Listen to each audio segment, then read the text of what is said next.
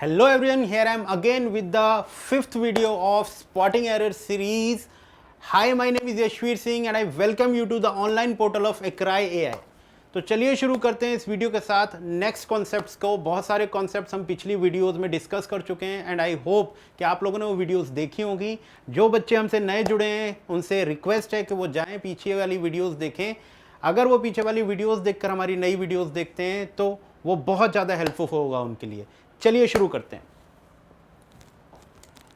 देखिए पहला क्वेश्चन क्या कह रहा है, सारे बच्चे देखेंगे। ये वाला क्वेश्चन हम पहली वाली वीडियोस में डिस्कस कर चुके हैं। बहुत सारे बच्चों को ये वाला कॉन्सेप्ट रट भी चुका होगा। देखिए नो सूनर है, जब भी किसी सेंटेंस में नो सूनर आता है तो आपके कान खड़े हो जाने चाहिए, क्योंकि नो सूनर आते ही हमारे पास सिर्फ दो ही एरर होते हैं। पहला, क्या उसमें इन्वर्जन किया गया है। इन्वर्जन का मतलब है क्या हेल्पिंग वर्ब पहले है सब्जेक्ट बाद में है, और नो सूनर के साथ देन फॉलो करता है। देन वो भी कौन सा, THAN वाला, THEN वाला नहीं। ध्यान से देख लेंगे, नो सूनर के बाद हमेशा इन्वर्जन फॉलो होता है, लेकिन देखो यहाँ इन्वर्जन फॉलो नहीं हो रहा है, हेड को पहले लेना पड़ेगा हमें। यहाँ पर एरर हमें पहले ही मिल गया है ए पार्ट में, यहाँ पर हेड को बाद में दिया है, जबकि हेड का आना चाहिए पहले आना चाहिए, तो ए पार्ट में एरर है। हालांकि हम ये भी देख लेते हैं कि इसका पेयर ठीक किया गया है कि नहीं। नो सूनर के बाद देन का यूज ठीक किया गया है, इसका मतलब एरर हमारा इन्वर्जन में है। तो बेसिकली ये कैसे होना चाहिए, नो सूनर हैड शी, ना कि शी हैड। तो यही बात मैं शुरुआत में आपसे बोल रहा हूं कि अगर हमारी पिछली वीडियोस को आप लोग देखेंगे तो वो कॉन्सेप्ट्स आपको रिपीट होंगे। रिपीट होने की वजह से वो कॉन्सेप्ट आपके माइंड में बैठ जाएंगे। इसलिए मेरा आपसे बार बार यही रिक्वेस्ट है कि पिछली वीडियोस को देखें। पिछली वीडियोस को देखने के बाद इनको देखेंगे तो बहुत हेल्पफुल होगा आपके लिए। चलिए नेक्स्ट क्वेश्चन पर आते हैं बच्चों। The GM of the company dispensed the managers services. देखिए ये जो वर्ड डिस्पेंस्ड है ना बच्चे, डिस्पेंस्ड, इसका मतलब होता है कि एक तरीके से किसी की सेवाएं देना किसी को।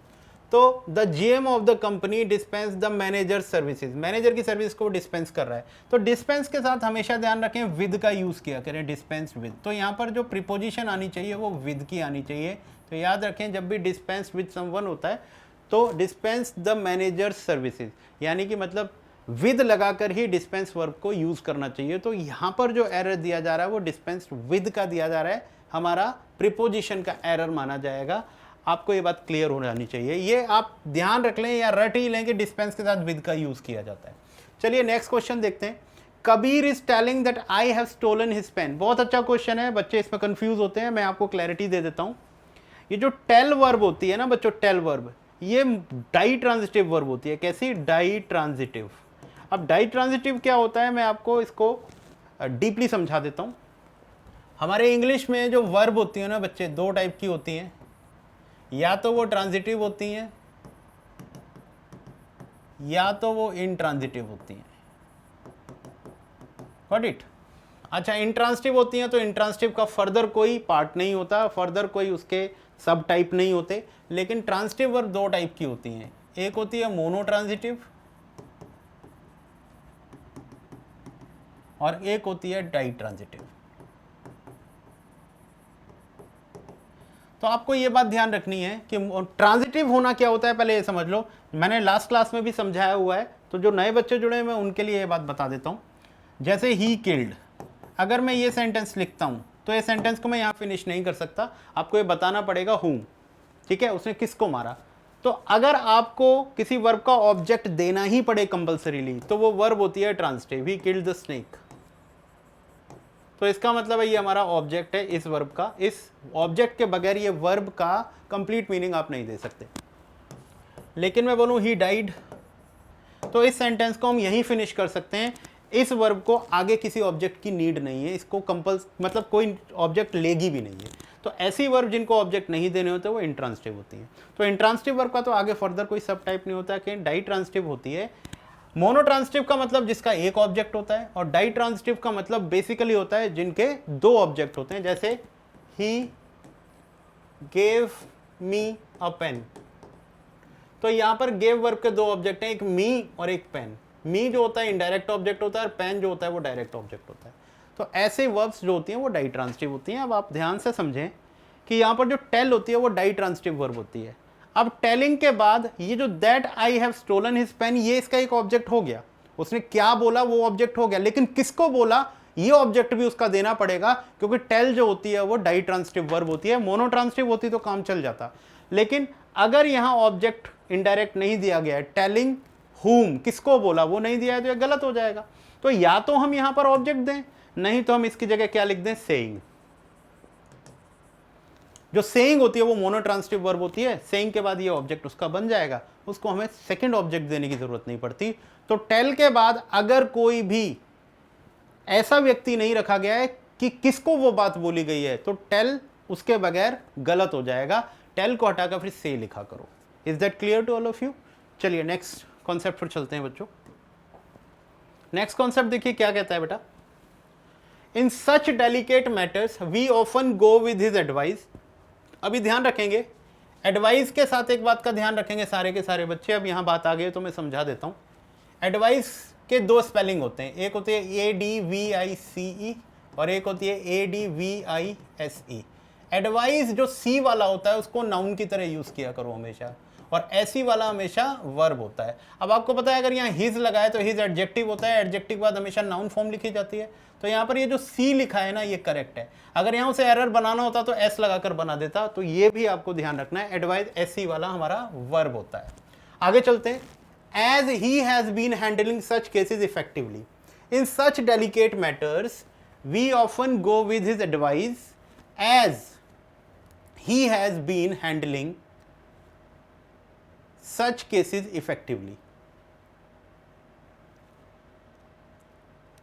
मुझे तो इसमें कोई एरर नहीं लग रहा, लगता है कि इसमें नो एरर है। ठीक है, ध्यान से देख लेंगे एक बार।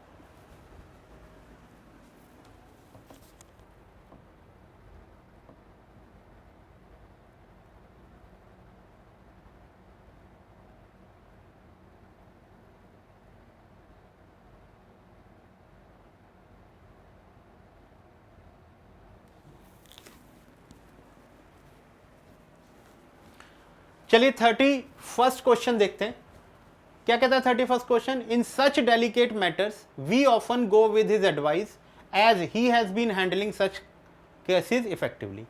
ठीक है, तो आप ध्यान से देखें कि मैंने इस चीज के बारे में आप लोग ध्यान रखेंगे कि एडवाइस दो तरीके से लिखा जाता है, एक एस वाला और एक सी वाला। एस वाला वर्ब होता है और सी वाला नाउन होता है बच्चों।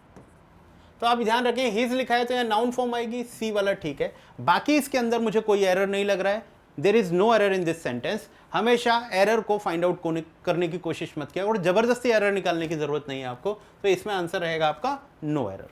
चलिए नेक्स्ट देखिए, he was to tired that he could not cross the street even with the help of a supporter. बहुत अच्छा क्वेश्चन है, बहुत बार पेपर में पूछा जाता है।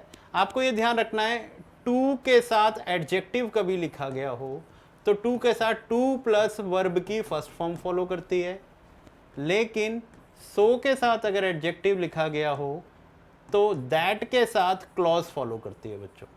ये कंजंक्शन का टॉपिक है और यहां पर ये बात ध्यान रखनी है आपको। जैसे कि मैं एक एग्जांपल के थ्रू समझाता हूं आपको।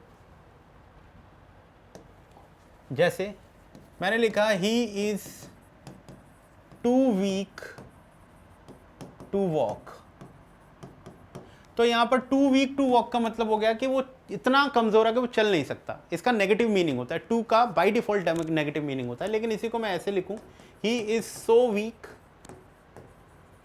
That he can't walk. तो इसको इस तरीके से भी लिखा जा सकता है, बट हमें यह ध्यान रखना है कि टू प्लस एडजेक्टिव को टू प्लस वी वन ही फॉलो करेगा और सो प्लस एडजेक्टिव को दैट फॉलो करेगा। तो अब हम इस सेंटेंस में यही देखेंगे कि इसमें क्या करना है। ही वॉज टू टायर्ड है तो too plus V one follow करना चाहिए, लेकिन यहां पर दैट फॉलो कर रहा है, तो यहां पर हम टू काट कर क्या लिख देंगे बच्चों, सो लिख देंगे। He was so tired that he could not cross the street. तो यहां पर यह ध्यान रखना है कि जब भी दैट का क्लॉज फॉलो करेगा तो आपको सो लिखना है, और जब भी टू प्लस एडजेक्टिव फॉलो करेगा तो टू प्लस वी वन लिखना है। Got my point? चलिए नेक्स्ट देखते हैं। My desire to meet the president without prior appointment. अब ध्यान से देखो, ये सेंटेंस आपको इनकम्प्लीट सा लग रहा होगा। माई डिजायर सब्जेक्ट हो गया, to meet the president without prior appointment. अब आप ध्यान से देखो, सब्जेक्ट तो दिया गया है लेकिन वर्ब कहीं भी नहीं दी गई है, तो आपको ध्यान रखना है कि सब्जेक्ट की वर्ब तो लिखनी पड़ेगी। अब क्या हो जाएगा, my desire is to meet the president without prior appointment. हमने इज को लिंकिंग वर्ब बना लिया, ये हमारा सब्जेक्ट हो गया, बाकी हमारा क्या हो गया, बाकी हमारा कॉम्प्लीमेंट हो गया। तो विदाउट वर्ब के तो सब्जेक्ट लगा ही नहीं सकते, तो यहां पर वर्ब का मिसिंग है, आप ध्यान रखेंगे यहां पर इज का यूज हो जाएगा। चलिए नेक्स्ट क्वेश्चन देखते हैं बच्चों। नेक्स्ट क्वेश्चन क्या कह रहा है, when we visited his office we found that he was sipping coffee with some of his colleagues. When we visited his office we found that he was sipping coffee with some of his colleagues. When we visited his office, we found that he was sipping coffee with some of his colleagues.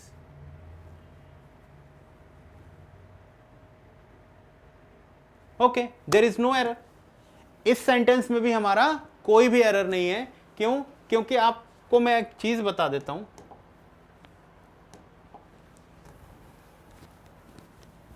देखो, past simple जब भी आप use करोगे,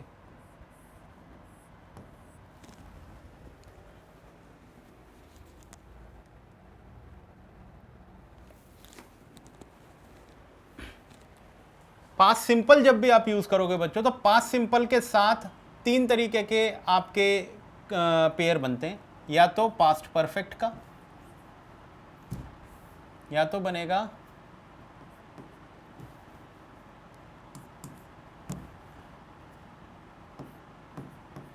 past perfect, past continuous और past simple. यानी कि मतलब past simple के साथ पास्ट सिंपल भी हो सकता है, पास्ट कंटिन्यूअस भी हो सकता है और पास्ट परफेक्ट भी हो सकता है, और तीनों ही डिफरेंट कंडीशन में बनते हैं। पास्ट परफेक्ट आप तब बनाते हो जब पास्ट में दो एक्शन को क्या किया जा रहा हो, डिस्क्राइब किया जा रहा हो या रिपोर्ट किया जा रहा हो, और एक एक्शन दूसरे एक्शन से पहले कंप्लीट हो गया हो। तो जो कंप्लीटेड एक्शन होता है वो परफेक्ट हो जाता है और बाद वाला पास्ट इंडेफिनिट हो जाता है। जैसे कि the patient had died before the doctor केम, तो डॉक्टर के आने से पहले मरीज मर चुका था, तो मरीज का मरना कंप्लीटेड है और डॉक्टर का आना बाद में हुआ, तो मरीज का मरना जो है वो परफेक्ट फॉर्म में चला जाएगा, डॉक्टर का आना पास्ट इंडेफिनिट टेंस में चला जाएगा। पास्ट के दो एक्शन कभी भी डिस्क्राइब किए जाएं लेकिन वो एक के बाद एक हो, मतलब वो सीक्वेंस में हो। ऐसे ना हो कि पहला खत्म हो गया बाद वाला बाद में आया, पहले के बाद ही दूसरा हुआ, दूसरे के बाद ही तीसरा हुआ। अगर इस केस में पास्ट के दो एक्शन होंगे तो वो सारे पास्ट इंडेफिनिट में जाएंगे। जैसे मैं वहां पहुंचा, वो वहां से चला गया। As soon as I reach there he left, तो यहां पर मेरे पहुंचने के बाद वो गया ना, तो आप आगे की तरफ चल रहे हो, पीछे की तरफ नहीं जा रहे हो। जब सीक्वेंस में आगे की तरफ पास्ट के दो एक्शन बताओगे तो पास्ट इंडेफिनिट और पास्ट इंडेफिनिट का पेयर बनता है। लेकिन पास्ट इंडेफिनिट के साथ पास्ट कंटिन्यूअस का पेयर आप तब बनाते हो जब कोई एक्शन इनकम्प्लीट स्टेट में था, मतलब वो चल रहा था और उस समय किसी एक्शन ने उसे इंटरप्ट किया, जैसे कि इसमें कहा गया है।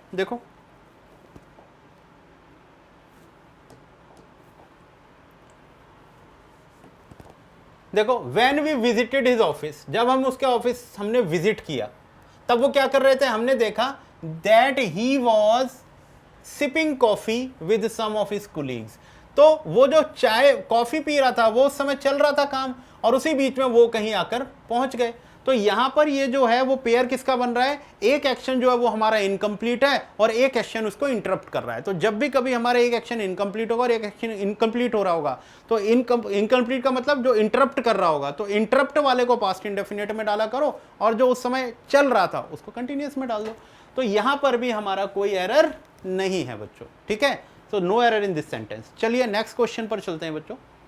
नेक्स्ट है, in order to give up the bad habit of smoking, use of chewing gum और similar other method can be helped. अब ध्यान से देखते हैं, ये सारा सेंटेंस पढ़ने के बाद हमने देखा है in order to give up the bad habit of smoking, use of chewing gum और similar other method can be helped. अब तुम ध्यान से देख रहे होगे कैन के बाद बी लगाया गया और हेल्प्ड लगाया गया है। अब हेल्प्ड और हेल्पफुल में फर्क समझते हो? Helped versus helpful. हेल्प्ड का मतलब होता है जब आप हेल्प्ड करते हो किसी के तो वहां पर एक्शन परफॉर्म होना चाहिए। मतलब कोई एक्शन हुआ है तो हेल्प बोल गए, I was helped. I was help का मतलब आई वॉज हेल्प, मेरी मदद की गई, यानी कि मतलब कोई डूअर रहा होगा वहां पर। लेकिन बोलूं आई वॉज हेल्पफुल तो मेरी किसी ने मदद नहीं की, मेरे अंदर वो क्या है, फीचर है, मैं हेल्पफुल हूं, मेरी मदद नहीं करी है किसी ने। तो यहां पर कोई मेथड जो होगा वो मदद करेगा, एक्शन करेगा, या वो हेल्पफुल होगा। तो आप कहोगे सर हेल्प नहीं होगा, वो हेल्प नहीं कर सकता, वो हेल्पफुल होगा। तो यहां पर क्या लिखोगे आप बच्चों? हेल्पफुल लिखोगे। तो यहां हेल्प्ड की जगह आपको हेल्पफुल लिखना है, इसके अंदर यही एरर है। आई होप ये बात आपको समझ में आ गई होगी। नेक्स्ट कॉन्सेप्ट पर चलते हैं बच्चों। His obviously reluctance was viewed seriously by his superiors and he was suspended. His obviously reluctance, बेटा ये कॉन्सेप्ट बहुत अच्छा है, आपको ध्यान रखना है। ये जो रिलक्टेंस है ना बच्चों, ये नाउन होता है, और ऑब्वियसली जो होता है वो हमारा एडवर्ब होता है, क्योंकि इसमें एलवाई लगाया तो ये एडवर्ब हो गया। पर ऐसा नहीं है कि हर एलवाई वाला वर्ड एडवर्ब ही होगा, बट मोस्टली एलवाई वाले वर्ड जो होते हैं वो क्या होते हैं? एडवर्ब ही होते हैं। अब ऑब्वियसली जो है वो एडवर्ब है, रिलक्टेंस हमारा नाउन है। अब आपको पता है कि नाउन से पहले कभी एडवर्ब नहीं आता, नाउन से पहले हमेशा एडजेक्टिव आता है, क्योंकि नाउन को जो डिस्क्राइब करते हैं ना वर्ड, वो एडजेक्टिव होते हैं बेसिकली। तो यहां ऑब्वियसली को अगर एडजेक्टिव बनाना है तो आपको क्या लिखना पड़ेगा? ऑब्वियस। तो ये हो जाना चाहिए हिज ऑब्वियस रिलक्टेंस, ना कि ऑब्वियसली रिलक्टेंस। तो हमेशा ध्यान रखें नाउन से पहले कभी एडवर्ब नहीं होते। तो अगर एलवाई वाला वर्ड लिखा हो तो ये ध्यान रखें कि वो अगर एडवर्ब है तो उसे एडजेक्टिव में कन्वर्ट करना है, और अगर उसे एडजेक्टिव में कन्वर्ट करना है तो उसके साथ एलवाई आपको हटाना पड़ेगा। Is that clear? चलिए come to the next question बच्चों। नेक्स्ट क्वेश्चन क्या कहता है? He reassured to his boss that he had no plans to leave the company. ठीक है, चलिए इसको देखते हैं क्या कह रहा है। He reassured to his boss that he had no plans to leave the company.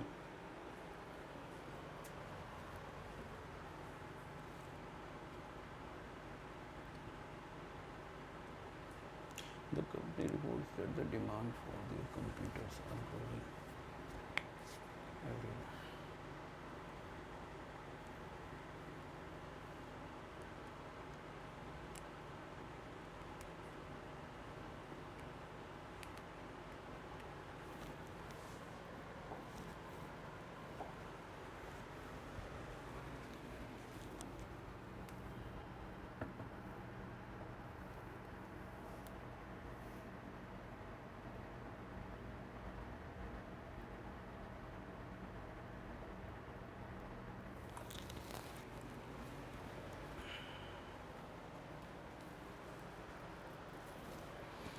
चलिए बच्चों 37वां क्वेश्चन देखते हैं। 37वां क्वेश्चन क्या कहता है? 37वां क्वेश्चन में ये बोल रहा है कि he reassured to his boss that he had no plans to leave the company. तो अभी मैं आपको एक कॉन्सेप्ट बता के आ गया हूं डाई ट्रांसिटिव और मोनो ट्रांसिटिव वर्ब का। तो रीअश्योर्ड भी जो होती है वो डाई ट्रांसिटिव वर्ब होती है बच्चों। डाई ट्रांसिटिव वर्ब में क्या होता है? रीअश्योर्ड का एक तो जो उसने रीअश्योर्ड उसको किया, और एक वो बंदा जिसको रीअश्योर किया गया।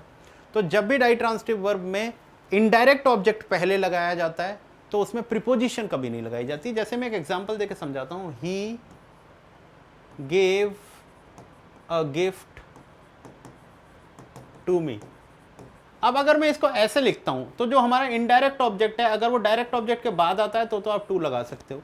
लेकिन अगर मैं इसी को ऐसे लिखूं बच्चों, he gave me a gift,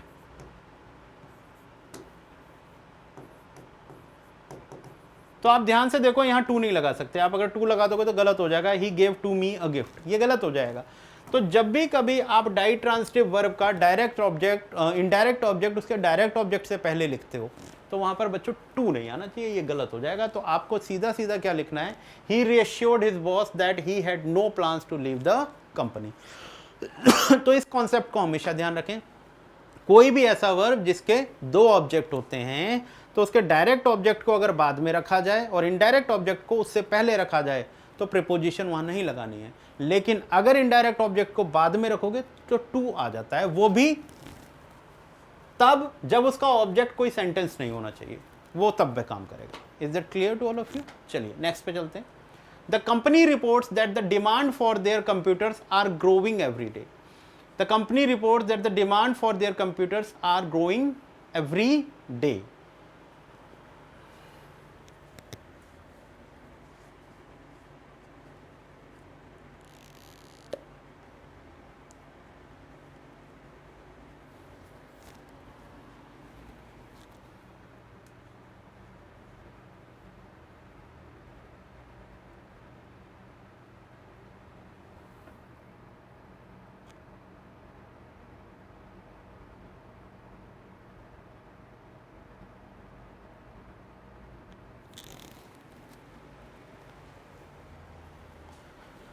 चलिए नेक्स्ट क्वेश्चन देख लेते हैं।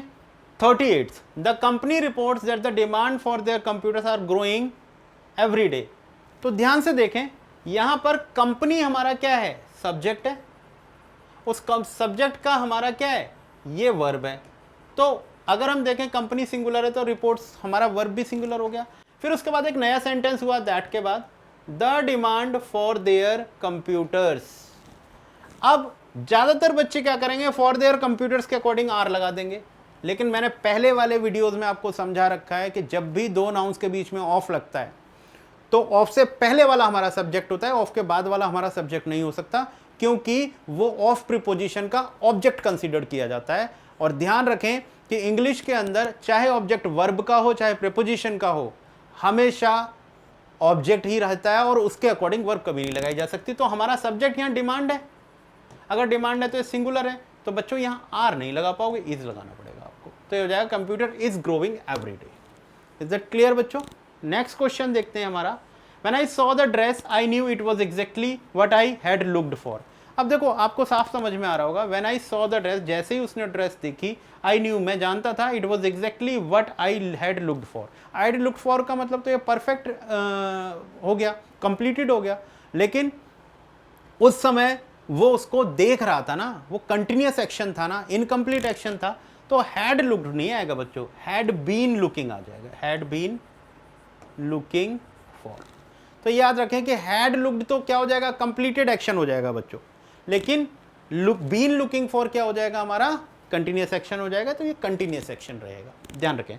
चलिए आज के सेशन का हमारा लास्ट क्वेश्चन है, ठीक है। आई होप के सेशन आपको पसंद आ रहा होगा। चलिए देख लेते हैं। I promise I call you as soon as I get home. अब देखो ये जो as soon as I get home है, ये हमारा क्या है? सबऑर्डिनेट क्लॉज है। तो जब भी हमारी सबऑर्डिनेट क्लॉज प्रेजेंट सिंपल में होती है तो हमारी जो मेन क्लॉज होती है वो फ्यूचर में होनी चाहिए, दैट इज विल।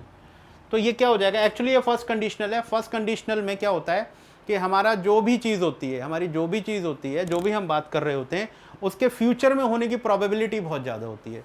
तो जो हमारी मेन क्लॉज होती है वो फ्यूचर में होनी चाहिए, और जो हमारी सबऑर्डिनेट क्लॉज होती है वो हमारी क्या होनी चाहिए? प्रेजेंट सिंपल में होनी चाहिए। तो यहाँ पे जो एरर है बेटा वो क्या है कि आई प्रॉमिस के बाद जो सेंटेंस लिखा गया है वो फ्यूचर टेंस में होना चाहिए, ना कि वो सिंपल प्रेजेंट में होना चाहिए। चलिए आई होप कि आपको ये सेशन पसंद आया होगा। अगर पसंद आया है तो शेयर कर दें, सब्सक्राइब कर दें। Thank you so much for watching.